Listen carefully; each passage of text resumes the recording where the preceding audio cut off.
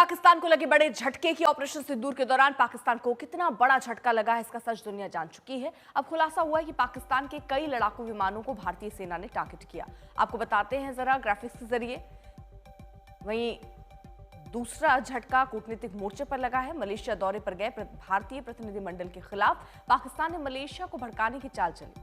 Malaysia के सामने Islamic देश होने की दुहाई दी। पाकिस्तान ने मलेशिया से कहा कि वो भारतीय दल के कार्यक्रम ना होने दे, लेकिन वहां मलेशिया ने पाकिस्तान को झिड़की लगा दी और सभी कार्यक्रम हुए। यह पाकिस्तान के धर्म वाले दांव को बड़ा झटका है।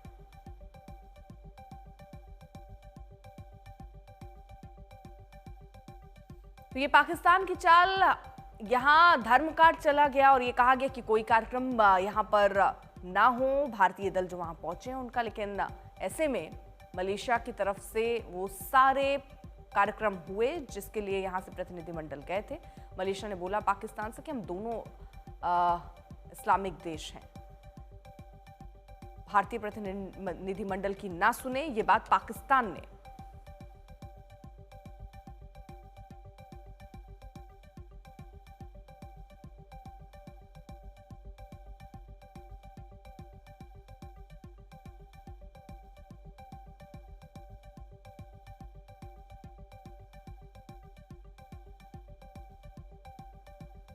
तो पाकिस्तान ने मलेशिया के सामने कश्मीर मुद्दे का हवाला दिया, धर्म कार्ड चला है, संजय झा वाले प्रतिनिधिमंडल के प्रोग्राम रद्द करने को कहा। पाकिस्तान ने मलेशिया के सामने ये कई मुद्दे रखकर एक धर्म का कार्ड चला और ये कहा कि किसी भी तरह से वहां जो कार्यक्रम है वो ना हो। लेकिन मलेशिया ने ऐसे बयान पर पाकिस्तान को झिड़क दिया और जो भी कार्यक्रम तय थे उसी हिसाब से सारे कार्यक्रम हुए हैं। यानी पाकिस्तान जिस तरह की मदद की उम्मीद कर रहा है वैसी मदद नहीं मिली।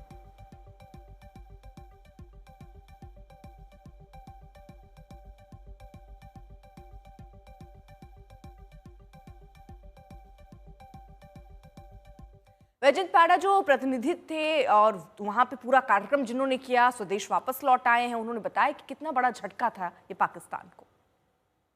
देश हो सकते हैं इस्लामिक देश, लेकिन पाकिस्तान से बहुत अलग हैं, क्योंकि एक तरफ पाकिस्तान जिहादियों को आगे बढ़ाता है और ये 4 देशों जहां हम गए थे ये आतंकवाद के शिकार हो चुके हैं और उसके खिलाफ सख्त कदम उठा चुके हैं।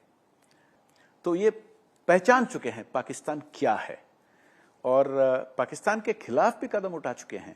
मुझे लगता है कि पाकिस्तान को पता चल गया होगा और भी पता चलेगा आने वाले दिनों में कि ये एक नया भारत है, ये एक नया नॉर्मल है। जो 78 साल तक उन्होंने करते आए थे कि वही साइकिल बार बार आतंकवादियों को भेजकर यहाँ हमला करना, फिर एस्केलेट करना, फिर दुनिया के सामने रोना धोना, ये सब नहीं चलेगा। और वो मैसेज चला गया है और भी जा रहा है कि ऐसे हरकतें और करें तो और भी महंगा पड़ेगा उनको, जो वो शायद सह नहीं पाएंगे। तो इस बीच हम आपको तस्वीर दिखाएं जो प्रतिनिधिमंडल अलग अलग देशों में गए थे, उनके लौटने का सिलसिला भी अब शुरू हो चुका है। श्रीकांत शिंदे की वापसी हुई, अभिषेक बैनर्जी भी लौट आए हैं, ओवैसी के भी कई जगहों पर पोस्टर लगे हैं। ऑपरेशन सिंदूर को दरअसल किस तरह से हमने कामयाबी के साथ हासिल किया और उसके बाद प्रतिनिधिमंडल हमारा पहुंचा था और उसके बाद अलग अलग देशों में जाकर ये बताया कि कैसे पाकिस्तान आतंकवाद को पालता पोसता है। न सिर्फ पालता पोसता है बल्कि भारत के लिए और भी देशों के लिए ये खतरा है। तो ये सारी की चीज़ें समझाई गई हैं, बताई गई हैं और फिलहाल आपको ये 3 तस्वीरें हम दिखा रहे हैं। जिस उम्मीद और विश्वास के साथ हमारे नेता आदरणीय अखिलेश यादव जी ने भेजा था देश की बात रखने के लिए, क्योंकि श्रद्धेय नेताजी हमेशा कहा करते थे कि पड़ोसियों से अच्छे संबंध बनाने का प्रयास होना चाहिए। जब देश पर आँच आए तो देश के साथ खड़ा होना चाहिए। हमने पूरी ईमानदारी से अपना काम किया, विश्व के पटल पर बताया कि पाकिस्तान एक आतंकी देश है, वहाँ की सरकार कठपुतली सरकार है, वहाँ की सत्ता सेना के हाथ में जो आतंकवाद को उद्योग की तरह चला रही है। और जब सलाह दिया गया तो मैंने उनसे पूछा कि आप हमें बात करने की सलाह दे रहे हैं, हम किससे बात करें? कोई सरकार तो होनी चाहिए। आपको हिंदुस्तान में बात करना है तो हमारे प्रधानमंत्री है, सरकार है। वहाँ जो भी प्रधानमंत्री बात करता है, मैंने भुट्टो का उदाहरण दिया, मैंने नवाज शरीफ का उदाहरण दिया कि अटल बिहारी वाजपेयी जी गले लगा रहे थे, वो कारगिल में घुस रहे थे, पठानकोट का उदाहरण दिया। तो ऐसे लोगों से कैसे बात कर सकते हैं जो आतंकवाद के पोषक हैं? वहीं प्रतिनिधि मंडल के जो सदस्य हैं वो लौटने शुरू हो चुके हैं। कुछ और सदस्यों से हमने बात की, सुनिए। पहलगाम में जो हमला हुआ था उसमें धर्म पूछकर मारा गया था।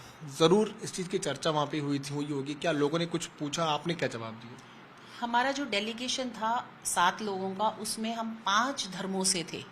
ये सबसे बड़ी बात थी कि उनको हमने शोकेस किया कि भारत सभी धर्मों से मिलकर बनता है, सभी धर्म एक साथ खड़े हैं इसमें पाकिस्तान के अगेंस्ट, सारी पार्टीज एक साथ है, क्योंकि उसमें 2 ऑपोजिशन पार्टी के लोग भी थे जो दूसरे धर्म के थे, जो उस धर्म के थे जिस धर्म से ये देश है, जहाँ पर वो मेजॉरिटी उस धर्म की थी। ओवैसी जी थे उनमें से, और उन्होंने बहुत स्ट्रांगली जो है प्रधानमंत्री की बात रखी और देश की बात रखी, और कहा कि मुस्लिम धर्म जो है वो अगेंस्ट टेरर है, अगेंस्ट हत्या है, वो नहीं कहता कि आदमी की हत्या करे, और इसमें हम पाकिस्तान के अगेंस्ट है। तो एक बड़ा स्ट्रांग मैसेज गया जब सभी धर्म के लोग, सभी पार्टी के लोग एक साथ खड़े होकर ये बात करी। तो वहीं भारतीय प्रतिनिधिमंडल के साथ विदेश यात्रा पर भारत का पक्ष रखने के बाद 15 दिनों बाद अभिषेक बनर्जी कोलकाता वापस लौटे। कोलकाता एयरपोर्ट पर पहुंचने के बाद अभिषेक बनर्जी ने कहा कि विदेश मंत्रालय की बैठक बुधवार को है, लेकिन वो शामिल नहीं हो पाएंगे क्योंकि पहले से ही उनके कई कार्यक्रम हैं। उन्होंने कहा कि वो लिखित में विदेश मंत्रालय को जानकारी साझा करेंगे। भारतीय प्रतिनिधिमंडल के साथ अभिषेक बनर्जी ने पिछले 15 दिनों में 5 देशों की यात्रा की और ऑपरेशन सिंदूर पर भारत का पक्ष रखा।